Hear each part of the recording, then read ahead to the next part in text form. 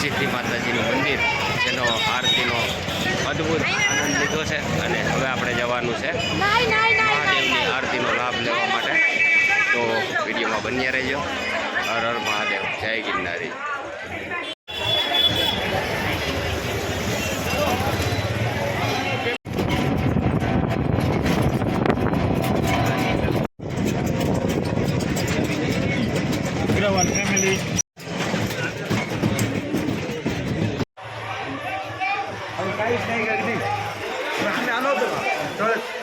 આપણે છે ને કાળભૈરવ દાદાના મંદિરે દર્શન માટે પહોંચી ગયા અને પૂજાપો લઈ લીધો છે ભાઈએ, નિખિલભાઈએ. અને આવી રીતના સ્ટોલ આવેલા છે બધાય. તો આપણે ત્યાર પછી મહાકાલેશ્વરની આરતીમાં પણ જવાનું છે.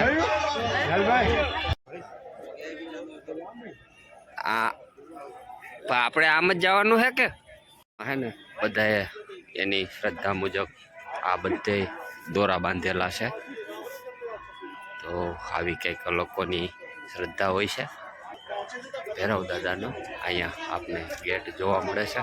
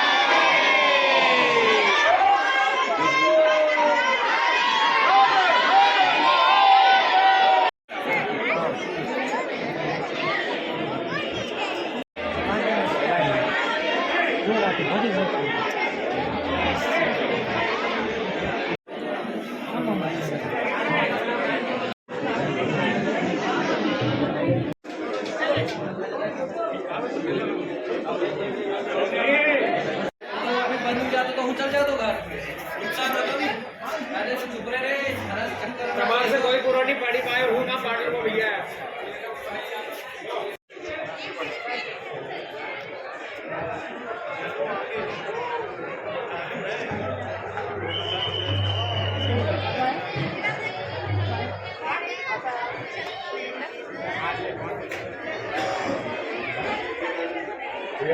बड़े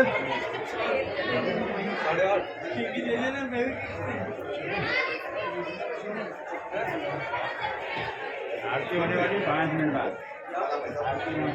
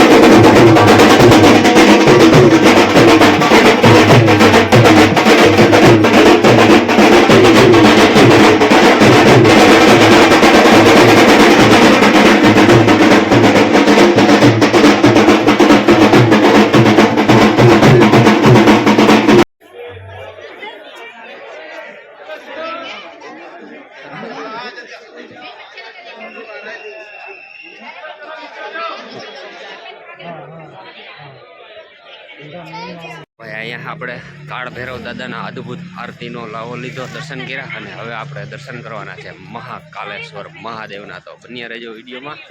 હર હર મહાદેવ.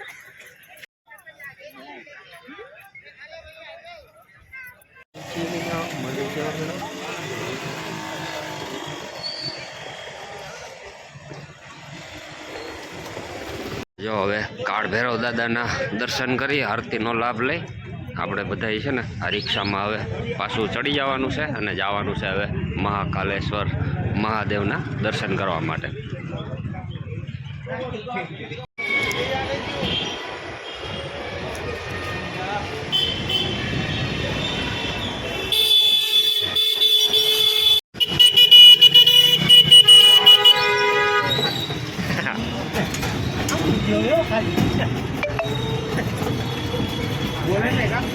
એ હે ને રિક્ષામાં મોજ કરાવી દીધી હો, પણ બાકી બેટરી વાળી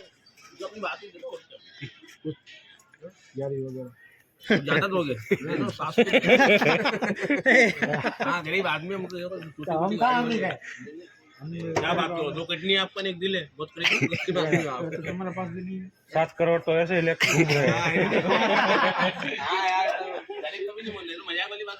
તો ભાઈ હવે આપણે હે ને મહાકાલેશ્વર મહાદેવના દર્શન કરવા માટે જવાનું છે આપણે.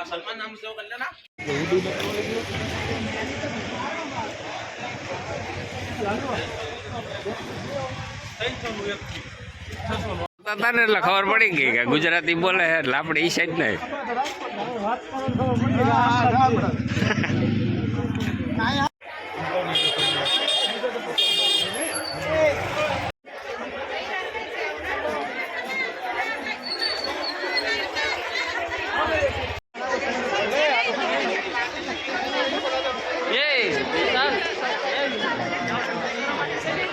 ભાઈ આપણે હે ને થોડીક સાડ રાખવાની છે, નકર હે ને ગેટ બંધ થઈ જાય તો પછી દર્શનનો લાવો નહીં મળે. 9:30 પોણા 10 ગેટ બંધ થઈ જાય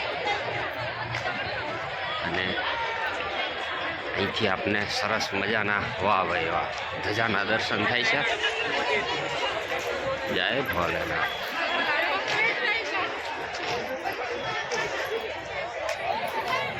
અહીંયા હે ને ડિસ્પ્લેની અંદર લાઈવ દર્શન થાય છે.